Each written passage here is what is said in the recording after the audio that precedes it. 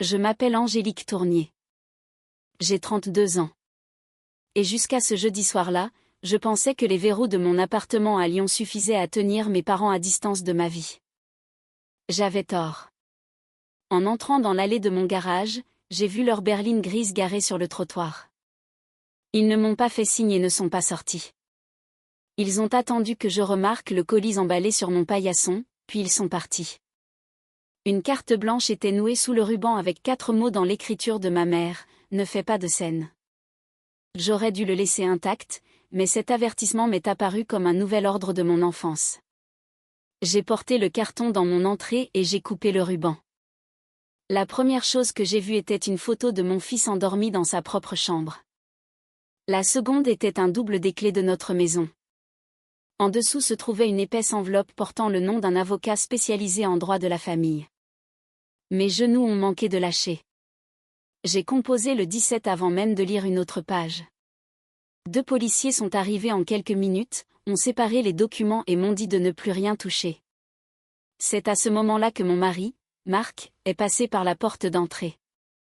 Il s'est figé à la vue des uniformes, a regardé la boîte ouverte et a pâli. « S'il te plaît, ne me dis pas ça », a-t-il chuchoté. Ils l'ont vraiment fait. Ces mots m'ont plus effrayé que la photographie, car ils signifiaient qu'ils savaient quelque chose que j'ignorais. Avant que je vous raconte ce que les policiers ont trouvé sous ces papiers, et pourquoi mon mari semblait avoir vu un fantôme, dites-moi, quelle heure est-il chez vous en ce moment? D'où regardez-vous cette vidéo? Et quel temps fait-il?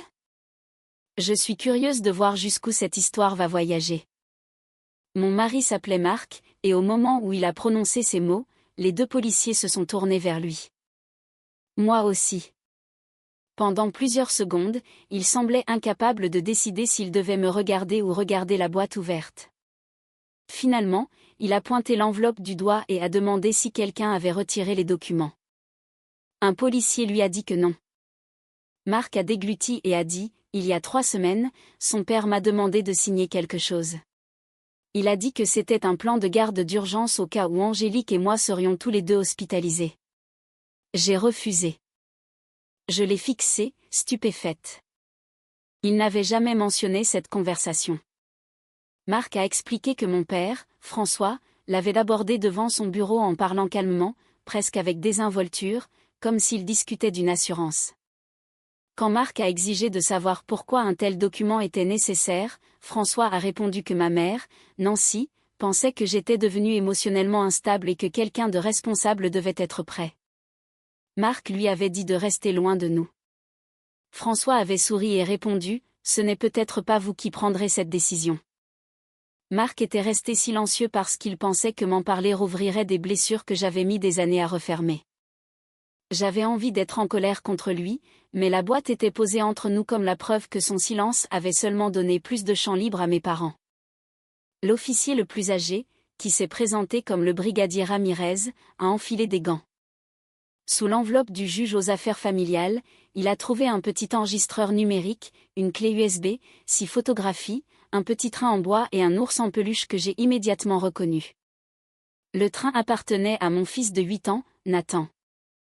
L'ours avait disparu après notre dernière visite chez mes parents, 4 mois auparavant. Quand Ramirez l'a soulevé, une odeur florale familière a flotté dans la pièce. Le parfum de ma mère, celui-là même qui traînait devant ma chambre quand elle m'écoutait à travers la porte. Pendant une seconde, j'avais à nouveau 16 ans, cachant mes dossiers d'inscription à l'université sous mon matelas parce que Nancy avait déjà choisi l'école où elle m'attendait. Ce souvenir n'est pas revenu comme une scène complète.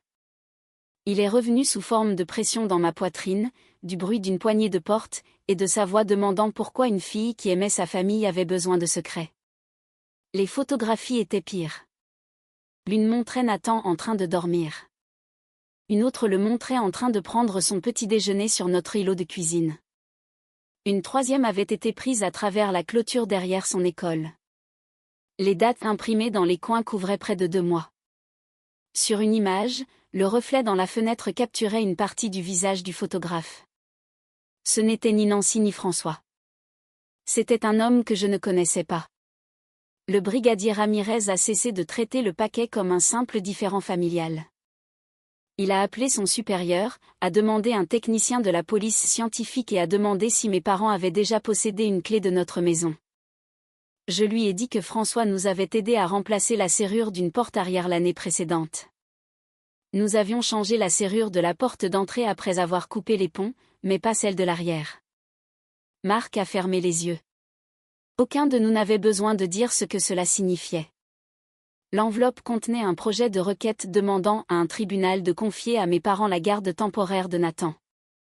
La plupart n'étaient pas signées, mais plusieurs déclarations jointes avaient déjà été préparées. Selon elle, j'avais manqué des rendez-vous médicaux, laissé Nathan sans surveillance, menacé des membres de la famille et subi des crises imprévisibles rendant notre foyer dangereux. Rien de tout cela n'était vrai. Une déclaration portait ce qui ressemblait à la signature de Marc. Il s'est penché sur la page et a dit « Ce n'est pas la mienne ». Une autre page semblait être une lettre d'un psychothérapeute que je n'avais jamais rencontré. Elle décrivait des séances privées qui n'avaient jamais eu lieu et recommandait que Nathan me soit retiré avant qu'une crise évitable ne survienne. Le langage était poli, professionnel, et terrifiant parce qu'il était conçu pour paraître raisonnable. Ramirez a posé des questions sur l'enregistreur. Marc a reconnu le modèle. 2 mois plus tôt, il avait trouvé un appareil identique sous le siège passager de notre voiture. Il avait supposé qu'il appartenait à un collègue qui faisait du covoiturage avec lui, mais quand il lui a demandé plus tard, le collègue a nié l'avoir déjà vu. Marc l'avait jeté. Cet enregistreur avait une bande adhésive noire au dos et une étiquette indiquant « Cuisine 2 ». Le brigadier Ramirez l'a placé dans un sac de scellé sans l'allumer. Cuisine 2 suggère qu'il pourrait y avoir une cuisine 1, a-t-il dit. La phrase a changé l'atmosphère dans notre maison. Les policiers ont demandé la permission d'effectuer un balayage de protection pour détecter d'éventuels dispositifs de surveillance pendant qu'ils attendaient le technicien. Marc et moi avons accepté. Ils ont trouvé une minuscule caméra à l'intérieur d'un détecteur de fumée face à la table de la cuisine. Un autre dispositif avait été installé derrière une grille d'aération dans le couloir près de la chambre de Nathan. La caméra n'était pas connectée à notre Wi-Fi. Elle stockait les images localement sur une carte mémoire, ce qui signifiait que celui qui l'avait installée prévoyait de revenir pour la récupérer. Les policiers ont également trouvé de légères égratignures autour de la serrure de la porte arrière. Je me suis souvenu de ma mère apparaissant à une vente de charité à l'école de Nathan 2 semaines plus tôt, souriant comme si notre brouille n'était qu'un malentendu temporaire. Elle m'avait serré dans ses bras avant que je puisse m'écarter. À l'époque, j'avais pensé qu'elle voulait m'embarrasser en public. Maintenant, je me demandais si François n'était pas entré chez nous pendant qu'elle nous occupait. Le technicien de la police scientifique a tout photographié. Ramirez nous a averti que les documents falsifiés ne prouvaient pas à eux seuls qui les avaient créés et que des documents de justice familiale pouvaient être rédigés sans jamais être déposés. Il a également dit que les photographies, le double des clés et les dispositifs cachés dressaient un tableau beaucoup plus grave. Il nous a conseillé de ne pas confronter mes parents, de ne rien publier en ligne et de ne dire à personne ce qui avait été trouvé. Puis il a demandé si nous avions un autre endroit où dormir cette nuit-là. La sœur de Marc vivait de l'autre côté de la ville, mais partir donnait l'impression d'abandonner notre maison. Pourtant, j'ai fait un sac pour Nathan et un pour nous. Nathan était au dîner d'anniversaire d'un copain, et Marc a demandé à sa sœur de le récupérer sans expliquer les détails par téléphone. Avant notre départ, Ramirez m'a remis un récépissé de saisie et a posé une dernière question. « Vos parents savaient-ils que votre mari rentrerait tard ce soir ?» J'ai répondu oui. Nancy avait appelé le bureau de Marc le matin même, prétendant confirmer une invitation à dîner. Ramirez a regardé l'emplacement de la boîte, puis la porte d'entrée ouverte. « Il s'attendait peut-être à ce que vous ouvriez cela seul, a-t-il dit. » J'ai enfin compris le message caché sous le ruban. Ne fais pas de scène, n'avait pas été un avertissement pour rester calme. C'était une instruction pour que je reste isolé. Alors que nous sortions, le technicien est sorti du couloir tenant un 3e sac de scellés. À l'intérieur se trouvait une carte mémoire étiquetée avec mon nom et une date remontant à 6 ans plus tôt, la semaine de la naissance de Nathan. Nous avons passé cette nuit chez la sœur de Marc, mais je n'ai pas dormi. Chaque bruit venant du couloir me faisait imaginer une clé tournant dans notre porte arrière. Nathan a été prévenu qu'un problème de canalisation nous avait forcés à quitter la maison pour la nuit. Il a accepté l'explication, s'est recroquevillé sur le canapé et a demandé si ses grands-parents savaient où nous étions. La question était innocente, mais elle révélait à quel point Nancy s'était immiscée dans son monde. Je lui ai dit qu'il ne savait pas, puis je me suis assise à côté de lui jusqu'à ce que sa respiration devienne lente et régulière. À l'autre bout de la pièce, Marc me regardait avec une culpabilité écrite sur son visage. Quand Nathan fut endormi, Marc s'est excusé d'avoir caché l'approche de François.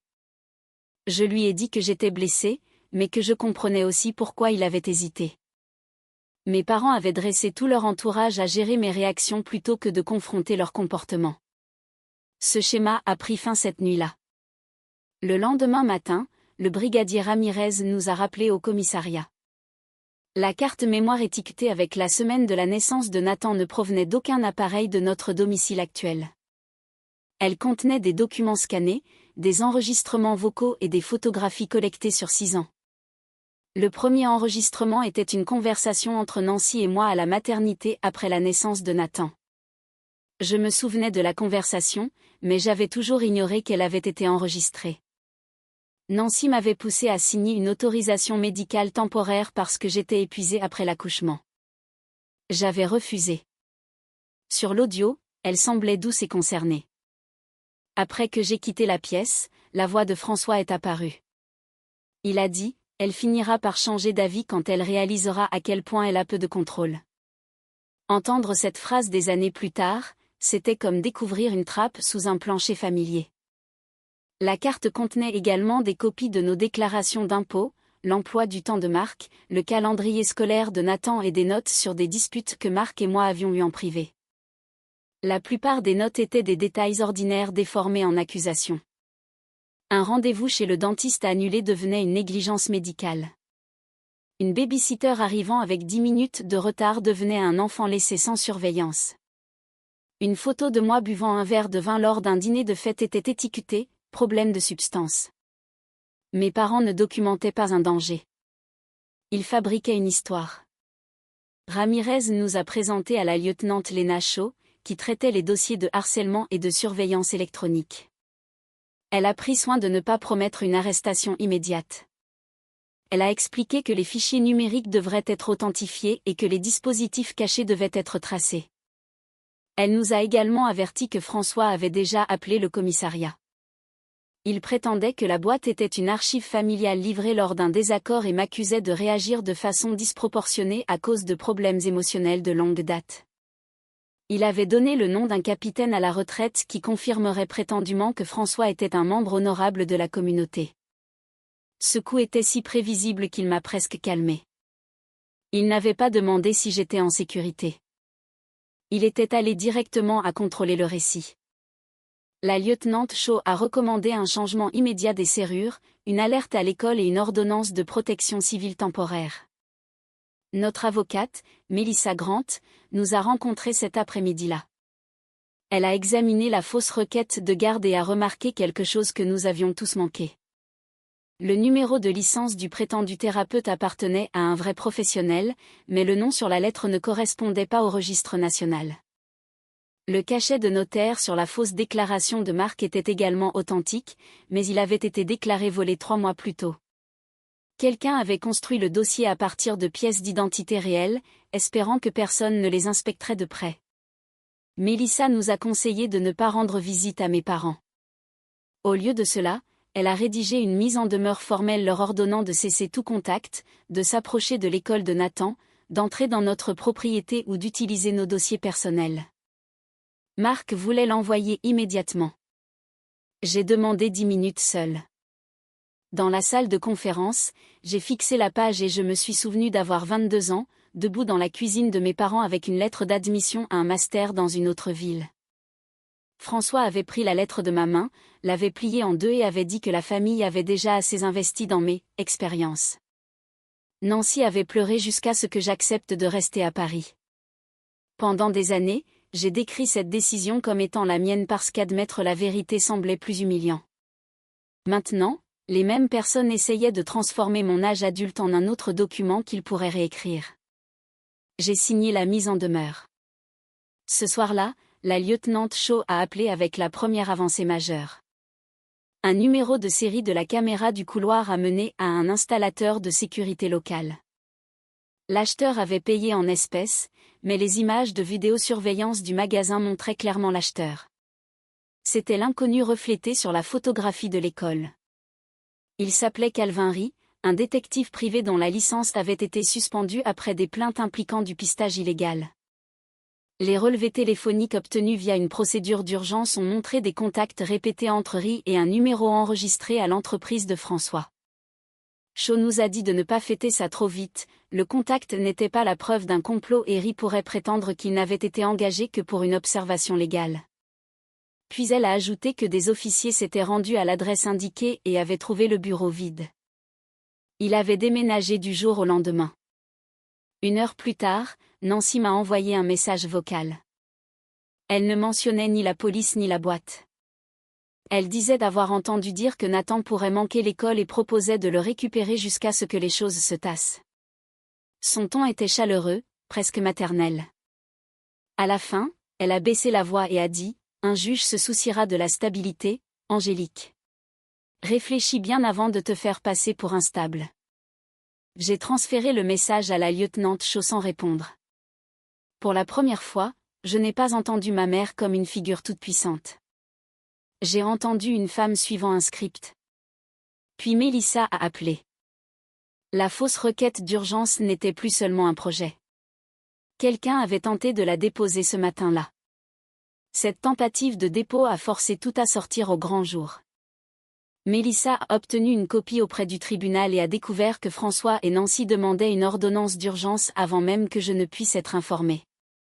Leur requête prétendait que Marc et moi avions disparu avec Nathan après une crise domestique, que la police s'était rendue chez nous parce que je me comportais de manière irrationnelle, et que mes parents étaient les seuls proches capables d'assurer une stabilité immédiate.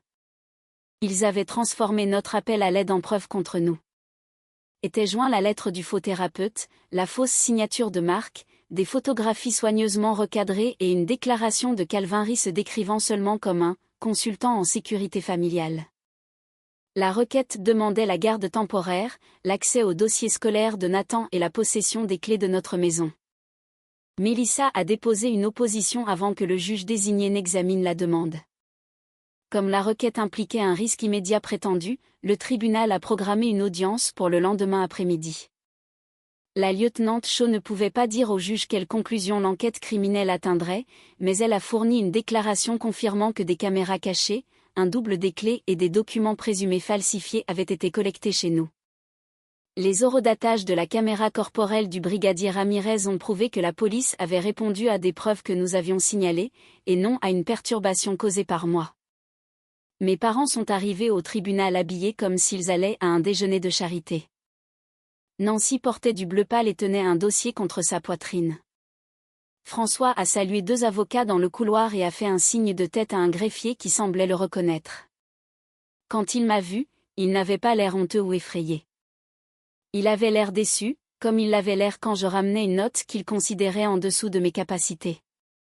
Nancy a fait un pas vers Nathan, qui attendait avec la sœur de Marc plus loin dans le couloir, mais un officier de justice l'a arrêté à cause de la demande d'interdiction de contact temporaire. Son expression a changé pendant 1 seconde seulement. La douceur a disparu et quelque chose de froid est apparu dessous. À l'intérieur de la salle d'audience, leur avocat les a décrits comme des grands-parents dévoués répondant à des informations alarmantes. Il a qualifié la boîte de « tentative maladroite de partager des archives familiales » et a dit que les photos avaient été prises pour documenter la routine de Nathan parce que mes parents craignaient une négligence. Il a dépeint la clé comme un vieux double laissé accidentellement parmi des effets personnels restitués. Chaque violation devenait une préoccupation. Chaque mensonge devenait un malentendu. Puis Mélissa a placé les photographies originales à côté des versions jointes à la requête. Les originaux montraient la date et des arrière-plans plus larges. Une image que mes parents avaient étiquetée, Nathan errant seul devant l'école, révélait, une fois non recadrée, Marc debout à quelques mètres seulement. Une autre étiquetée, Angélique en état d'ébriété lors d'une réunion de famille, montrait un toast d'anniversaire avec 6 autres adultes tenant des verres identiques. Le juge a demandé pourquoi les images avaient été altérées. L'avocat de mes parents a demandé du temps pour consulter ses clients. François lui a chuchoté quelque chose, mais Nancy l'a interrompu. Elle s'est levée et a dit qu'elle pouvait expliquer. Le juge lui a ordonné de s'asseoir à moins d'être appelée. Pourtant, Nancy a continué à parler. Elle a dit que j'avais toujours été impulsive, que Marc était faible, et que quelqu'un devait planifier l'avenir de Nathan. Elle a insisté sur le fait que la famille ne pouvait pas attendre que je m'effondre. Mélissa a demandé si Nancy avait autorisé quelqu'un à entrer chez nous. Leur avocat a objecté, mais le juge a autorisé une réponse limitée parce que la requête demandait l'accès à la propriété.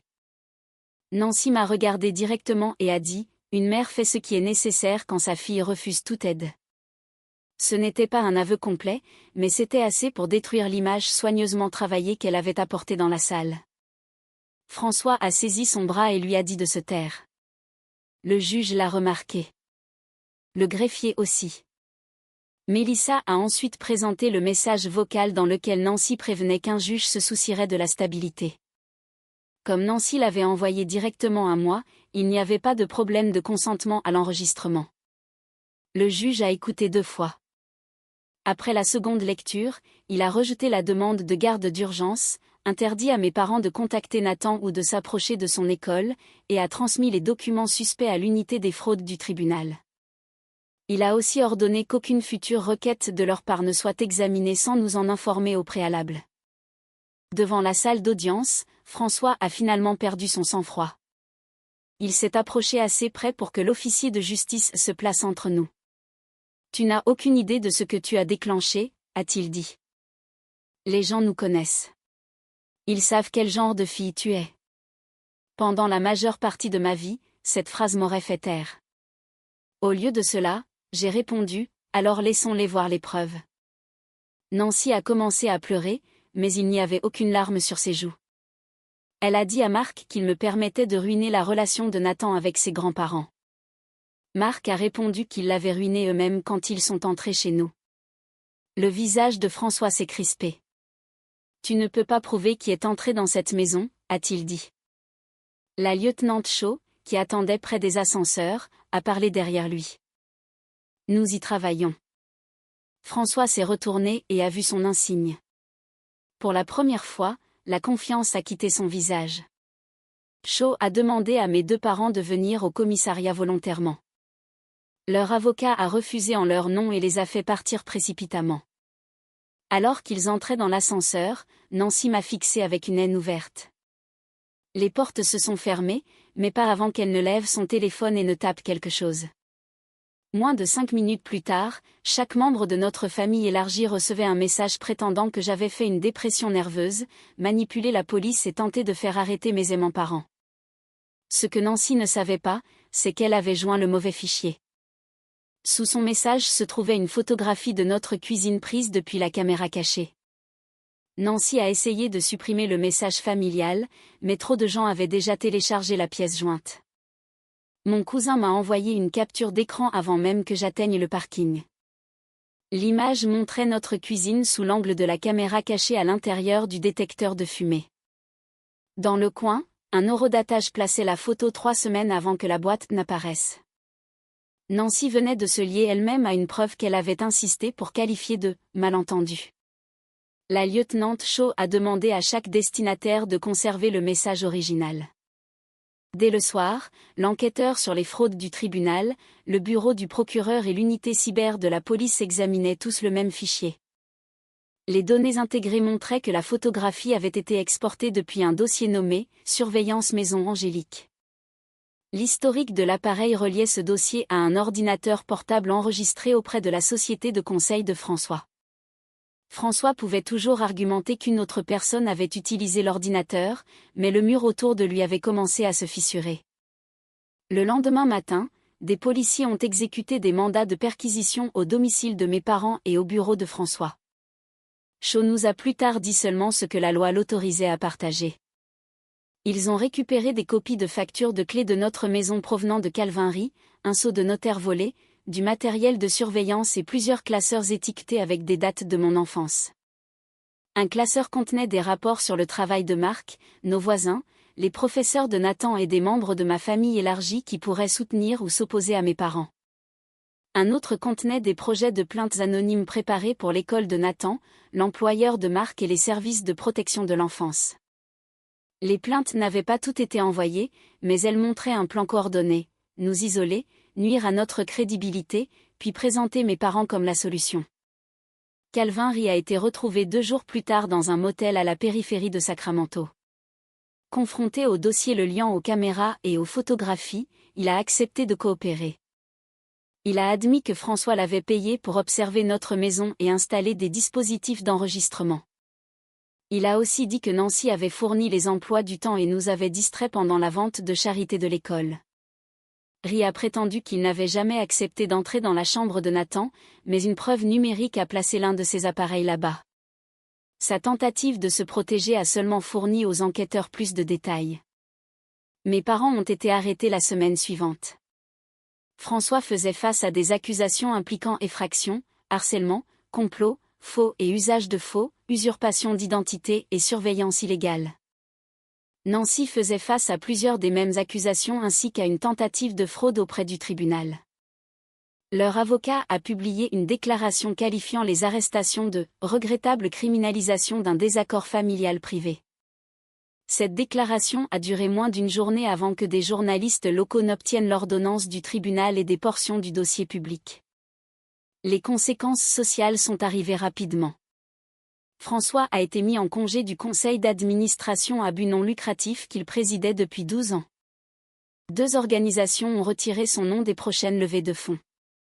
Le comité paroissial de Nancy lui a demandé de se mettre en retrait pendant que l'affaire était en cours. Des amis qui avaient accepté sa version ont commencé à nous transférer d'anciens messages dans lesquels elle posait des questions suspectes sur notre emploi du temps, notre mariage et l'école de Nathan. Chaque message transféré est devenu un autre fil dans le schéma. Je n'ai pas fêté leur humiliation. J'étais trop occupée à comprendre l'ampleur de ce qu'ils avaient construit. Mélissa nous a aidés à déposer une affaire civile pour violation de la vie privée, préjudice moral, intrusion et frais liés à la sécurisation de notre maison. Nous avons remplacé chaque serrure, caméra, ordinateur et téléphone. Marc a changé ses routines de travail. L'école de Nathan a ajouté des photos de mes parents à son dossier de contact restreint. Les dépenses étaient énormes, mais pour la première fois, chaque pas que nous faisions créait de la distance au lieu de la peur. Nancy a été libérée avant le procès sous des conditions strictes. Il lui a été ordonné de ne pas nous contacter directement ou indirectement. François a dû rendre son passeport et il lui a été interdit d'accéder aux appareils de son entreprise.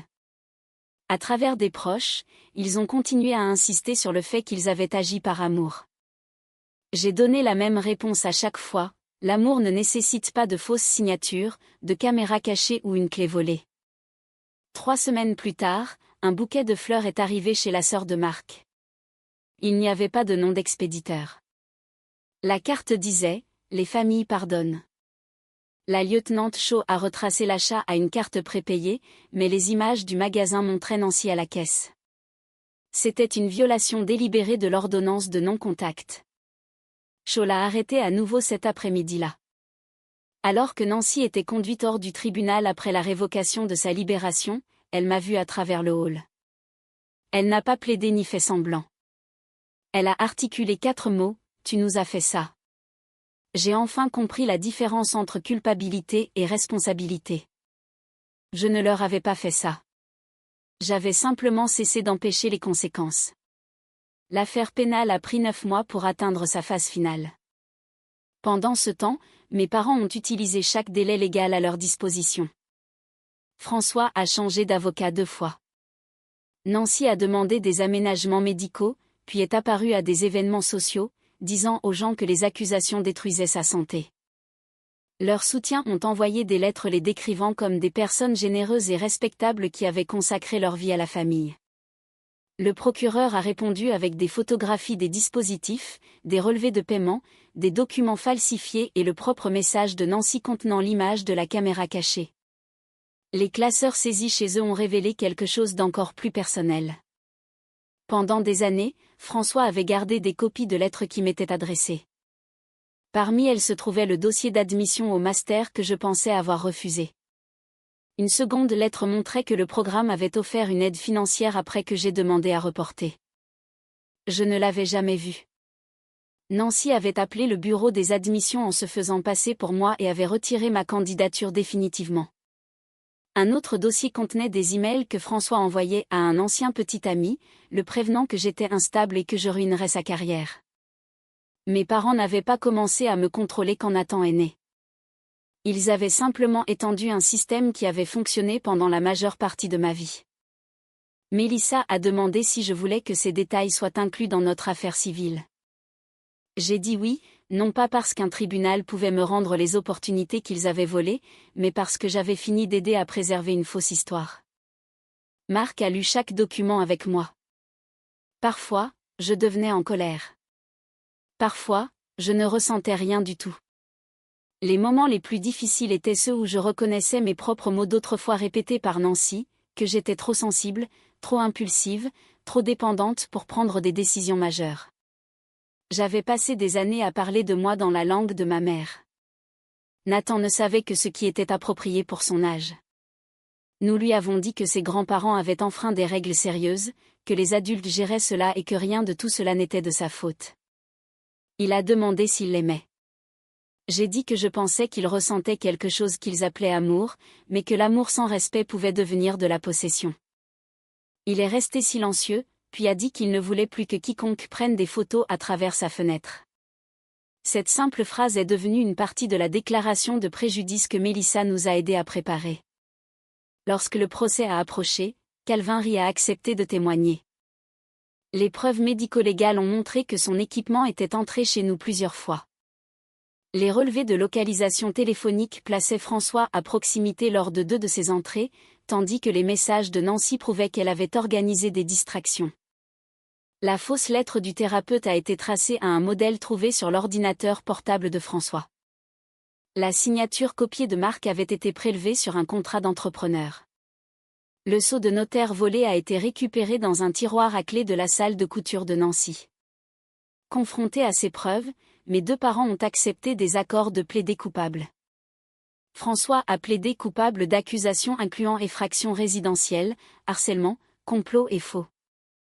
Nancy a plaidé coupable de harcèlement, complot, tentative de fraude au tribunal et violation de l'ordonnance de protection. Lors du prononcé de la peine, François a demandé au juge de prendre en compte son service rendu à la communauté. Le juge a répondu que la confiance publique rendait sa conduite plus grave, pas moins. François a reçu une peine de prison ferme de plusieurs années suivie d'une libération sous contrôle. Nancy a reçu une peine de détention, une probation intensive, un traitement obligatoire et une ordonnance de protection à long terme interdisant tout contact avec nous. Le tribunal a aussi ordonné une restitution pour nos frais de sécurité et de justice. Leur image financière s'est effondrée avec l'affaire. L'entreprise de François a perdu des clients majeurs et a fermé. Leur assurance civile a refusé de couvrir une faute intentionnelle. Pour satisfaire les frais de justice, la restitution et le règlement de nos réclamations civiles, ils ont vendu la grande maison où j'avais grandi. L'association à but non lucratif a retiré François définitivement et a présenté des excuses aux donateurs. Nancy a perdu le cercle social qu'elle utilisait comme public pour sa version de notre famille. Le jour du jugement, elle s'est tournée vers moi et a chuchoté : « Est-ce que ça valait la peine de tout détruire ?» J'ai répondu doucement : « Je n'ai rien détruit. » J'ai ouvert la boîte. Ce fut la dernière conversation directe que nous ayons jamais eue. 1 an après le jugement, notre maison ne ressemblait plus à un lieu sous observation.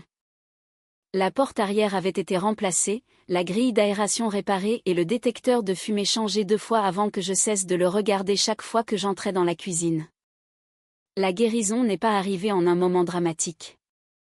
Elle est apparue dans des choses ordinaires: laisser mon téléphone sur le comptoir sans vérifier les messages, regarder Nathan entrer à l'école sans scruter le parking, et être en désaccord avec Marc sans entendre la voix de mon père prédisant que notre mariage échouerait. Marc et moi avons aussi réparé le silence entre nous.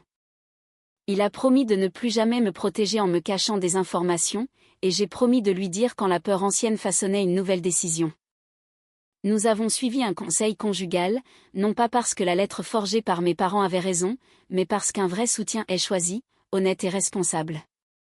Cette distinction était importante pour moi. Nancy avait utilisé l'idée de santé mentale comme une arme. J'ai refusé de la laisser transformer le fait de demander de l'aide en quelque chose de honteux. Le règlement civil a payé nos dépenses de sécurité restantes et a créé un fonds d'éducation pour Nathan. Je ne voulais pas que l'argent de mes parents ressemble à une récompense. Alors, nous l'avons traité comme une restauration. Une partie du règlement exigeait aussi qu'ils remettent chaque photographie, enregistrement, copie de clés et documents connectés à nous. La lieutenante Shaw a supervisé le transfert. Il y avait 12 boîtes. Je n'en ai ouvert aucune. Melissa a fait en sorte qu'une entreprise de police scientifique numérique identifie tout ce qui était nécessaire pour nos dossiers et détruise le reste. Une petite enveloppe m'a été rendue car elle contenait ma lettre d'acceptation originale à l'université. Je l'ai tenue pendant un long moment. Le papier était jauni sur les bords, mais mon nom était toujours clair. À 33 ans, j'ai postulé à un master local dans le même domaine. Quand l'email d'acceptation est arrivé, je l'ai lu à voix haute à Marc et Nathan. Personne ne l'a pris de mes mains. Les membres de la famille élargie ont réagi de différentes manières. Certains se sont excusés d'avoir cru Nancy. D'autres ont dit qu'ils voulaient rester neutres, comme si des caméras cachées et des documents de justice falsifiés n'étaient que deux côtés d'un désaccord. J'ai arrêté de discuter avec eux. La neutralité avait été l'espace dans lequel mes parents opéraient le mieux. Quiconque exigeait de moi que je minimise la vérité pour maintenir la paix familiale n'avait plus de place centrale dans ma vie. Nathan a finalement demandé s'il reverrait un jour ses grands-parents. Je lui ai dit que l'ordonnance de protection resterait et que, quand il serait plus grand, il pourrait discuter de ses sentiments avec nous et des professionnels qualifiés. Je ne lui ai pas demandé de les haïr. La haine les aurait gardés présents sous une forme différente. Je voulais qu'ils comprennent les limites, les preuves et la différence entre le pardon et l'accès. Le pardon peut être personnel. L'accès doit être mérité. Parfois, les gens appellent ce qui s'est passé une vengeance. Je comprends pourquoi François a perdu sa liberté, son entreprise, sa maison et sa réputation. Nancy a perdu sa façade.